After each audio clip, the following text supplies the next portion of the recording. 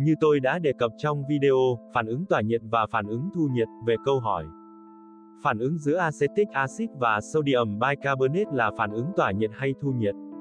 Video này sẽ giúp các bạn có được câu trả lời hợp lý nhất. Giống như câu hỏi, ô tô và xe máy, loại nào chạy nhanh hơn? Nếu bạn bình tĩnh một chút sẽ thấy đây là một câu hỏi rất vô nghĩa. Chúng ta chưa thể kết luận ô tô và xe máy loại nào chạy nhanh hơn, vì còn tùy thuộc vào nhiều yếu tố như cấu tạo của xe, đường chạy. Câu hỏi về acetic acid và sodium bicarbonate cũng vậy, chúng ta chưa thể kết luận được đây là phản ứng tỏa nhiệt hay thu nhiệt, vì nhiệt của phản ứng là một hàm trạng thái. Tùy thuộc vào trạng thái của các chất trong hệ, rắn, lỏng, khí, dung dịch nước, mà phản ứng có thể là tỏa nhiệt hay thu nhiệt. Tôi sẽ đưa ra hai thí nghiệm để dẫn chứng cho sự phụ thuộc của nhiệt phản ứng vào trạng thái của các chất trong hệ. 1. Dung dịch acetic acid tác dụng với sodium bicarbonate rắn. 2. Dung dịch acetic acid tác dụng với dung dịch sodium bicarbonate. Bắt đầu.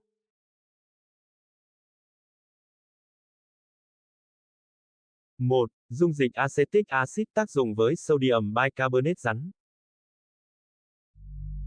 Dung dịch acetic acid, giấm.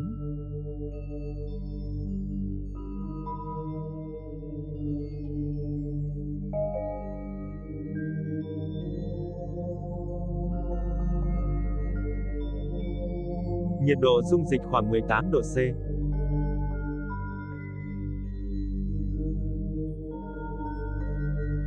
Sodium bicarbonate rắn.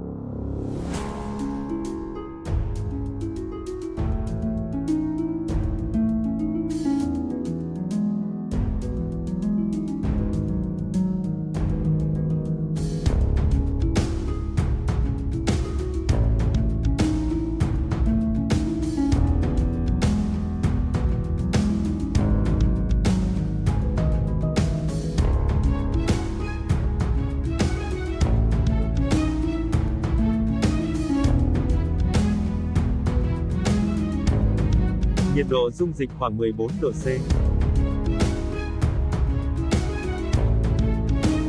Thêm 2 thìa sodium bicarbonate vào xem sao.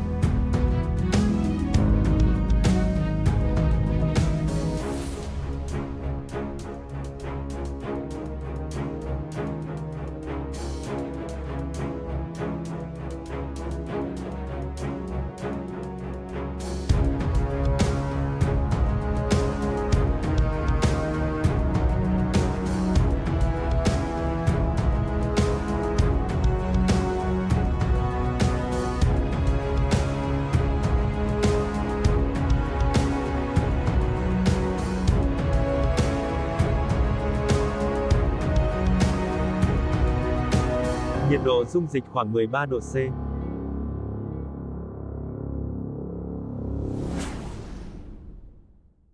Kết luận, phản ứng giữa dung dịch acetic acid và sodium bicarbonate rắn là phản ứng thu nhiệt.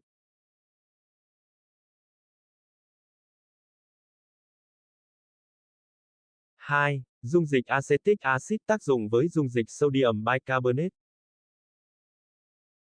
Dung dịch acetic acid, giấm.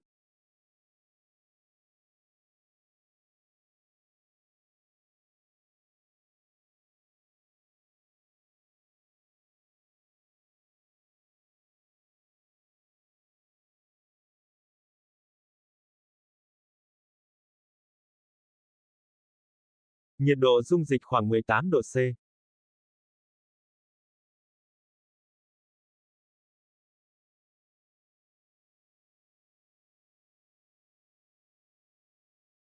Dung dịch sodium bicarbonate.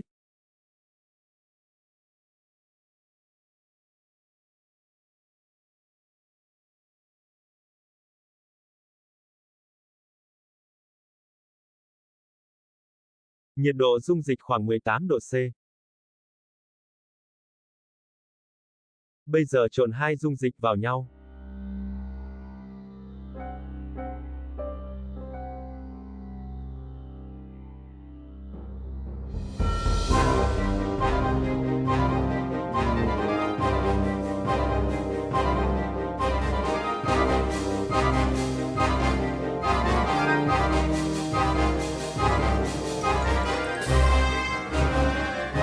Nhiệt độ dung dịch đang bốc lên.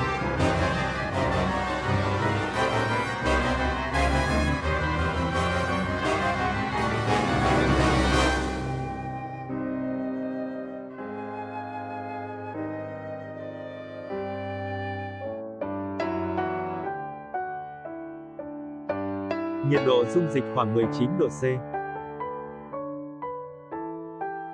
Trong phản ứng này có thể có các quá trình sau xảy ra.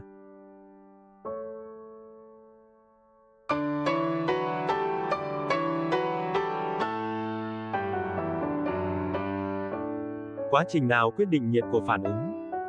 Tôi không biết đâu, tôi chỉ biết nhiệt kế đã nhích lên. Kết luận, phản ứng giữa dung dịch acetic acid và dung dịch sodium bicarbonate là phản ứng tỏa nhiệt.